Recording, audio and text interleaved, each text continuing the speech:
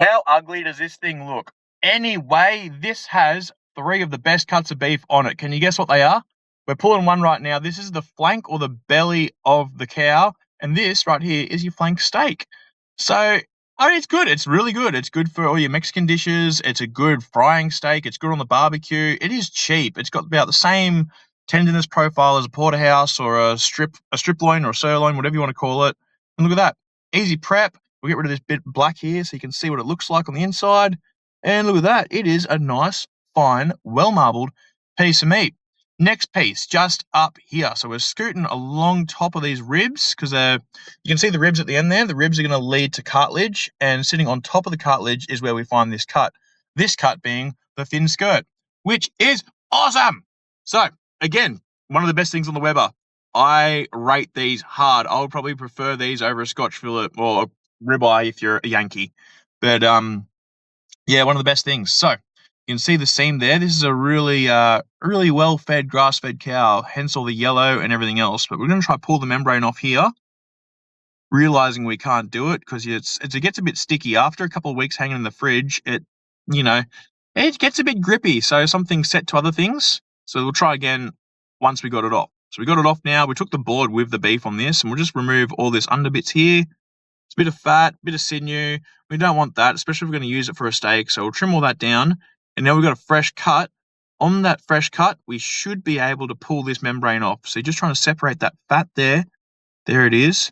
Now, with this one, you got to be careful because you'll pull the meat apart. It's got really thick fibers. So you got to try and see how I'm just keep changing my grip and grabbing it closer. See that? You see it pull?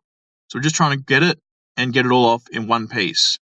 There we go. It was getting a bit funky down the bottom here. So we'll cut that off and we'll get rid of that. You can see it was a bit yellow. There we are. Look at that beautiful thin skirt and a lovely flank steak. One thing left on these. Well, 2 things. You got the thick skirt or the flap meat. That's been cut in half with how we butcher in Australia. But you've also got these lovely sets of ribs down here. So let's get these ribs off. 1, 2, 3. They are the best ribs on the cow. We'll just cut through that, and then we get our handsaw, and we'll cut them off. So just marking it. And there we are. I had to find the handsaw. So we found the handsaw now.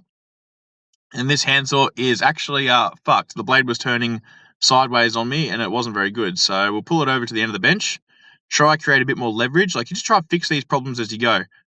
And you can see that blade twisting. Not a good handsaw. Anyway, nice easy cuts through a couple of ribs there. Off it comes, and then I'll show you how we prep these short ribs.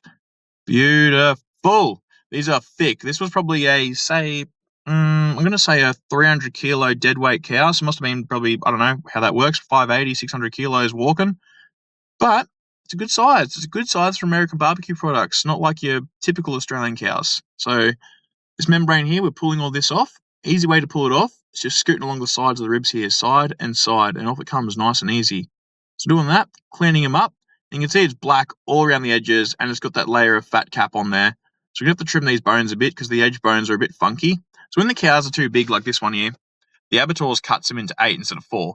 And that really fucks up everything for us. But you got more aging, you got more shrinkage, you got annoying cuts, but you make do. And these guys are lumping the thing. So fair bump if they don't want to lump, over 120 kilo hindquarter. I understand. I wouldn't want to do that job either.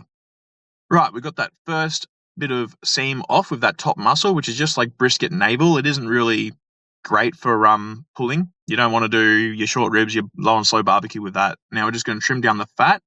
And underneath this fat cap here, you'll see there's a silver seam.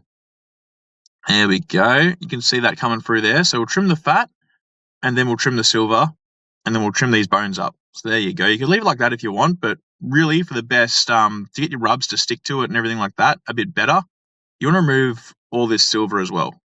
So the ones in store that you can buy in our bulk butchery department, they have the fat cap on and the silver on. We can always trim them for you. Just ask.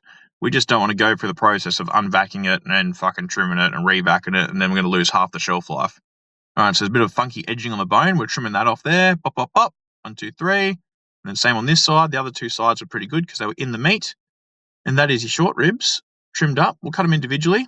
That's what this customer's requested. So bang, bang.